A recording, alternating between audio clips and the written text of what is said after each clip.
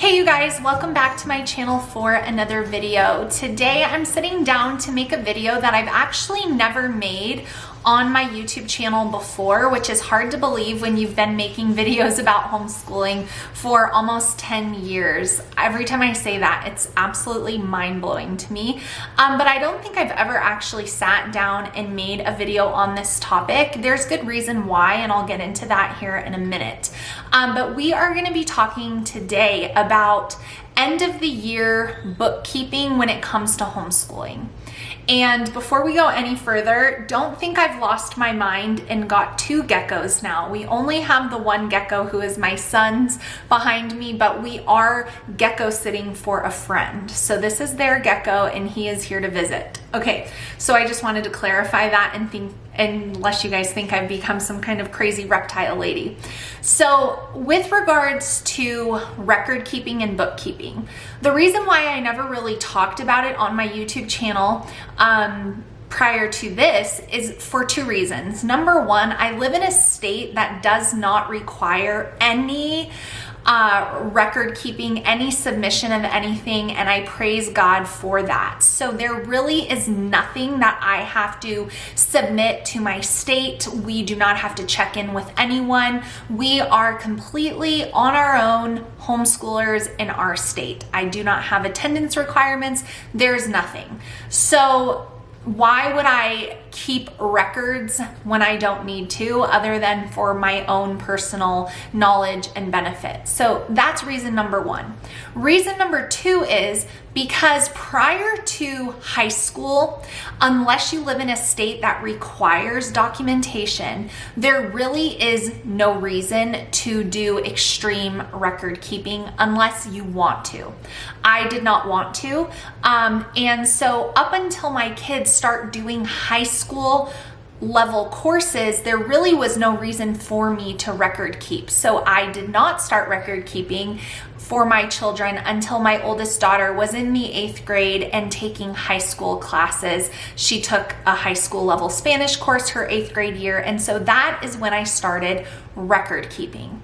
So those are the situations that I have been in as a homeschooler. Obviously, make sure you know your state laws, your state regulations, everything that you need to do to cover all of your bases. Make sure you check that out. And if you're unfamiliar and you don't know, head over to the Homeschool Legal Defense Association, which is the HSLDA, and I will link to them down below. They have the state requirements for homeschoolers in all 50 states listed on their website. So for me, when I started record keeping, I recognized I was going to need a place to keep the records of my children's grades, their semester 1 grade, and then their end of the school year grade, which would be semester 2 grade. So I just got myself a little 3-ring binder, and inside this, I put I don't want to show any personal information, so I put my high school record keeping sheets inside this binder of mine for all of my kids who were doing high school level classes.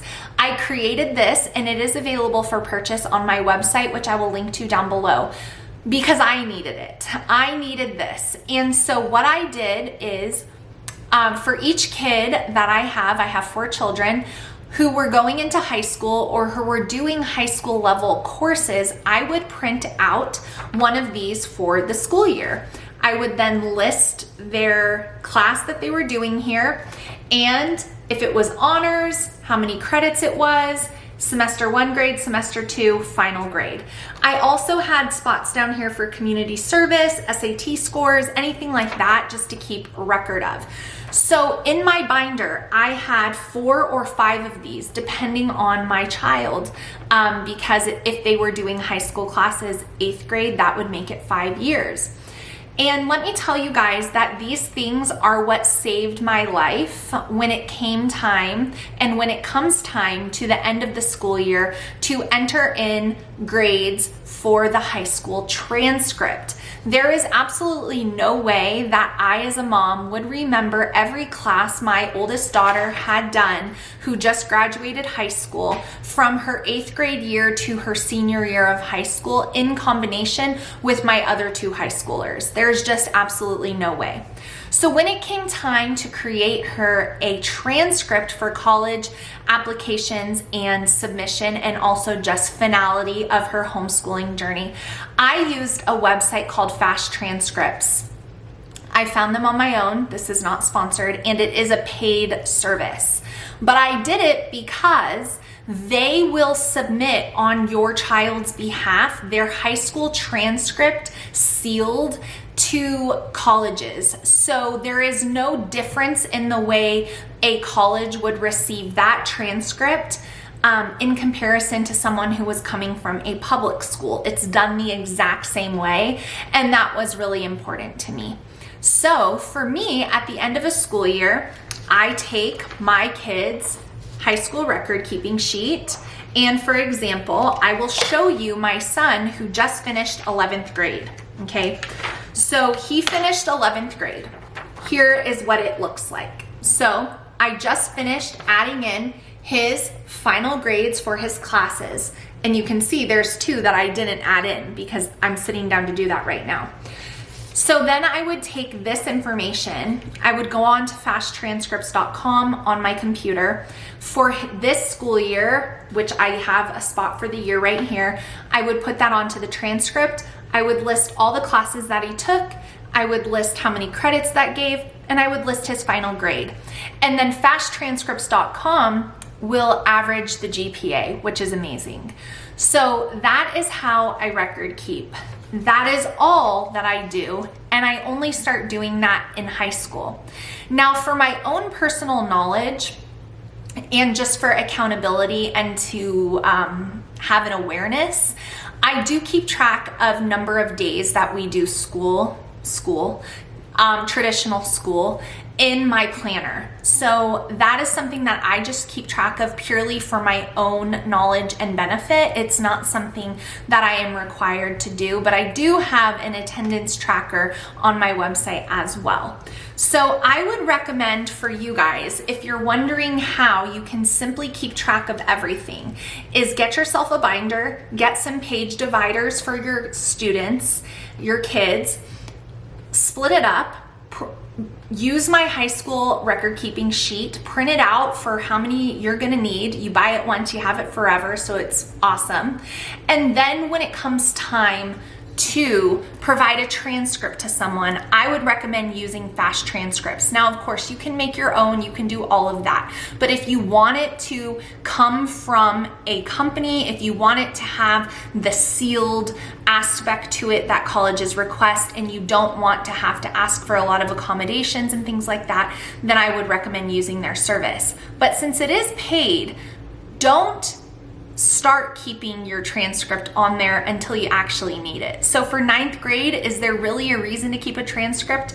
For me, no. So I only started making transcripts in 11th and 12th grade, and then I was only paying for the service for those 2 years. So that would be my recommendation to you guys, and that is how I record keep. So then at the end of the school year, all I have to do is open this up, look at my kids' courses, whether it's on BJU or it's on Dive or it's on the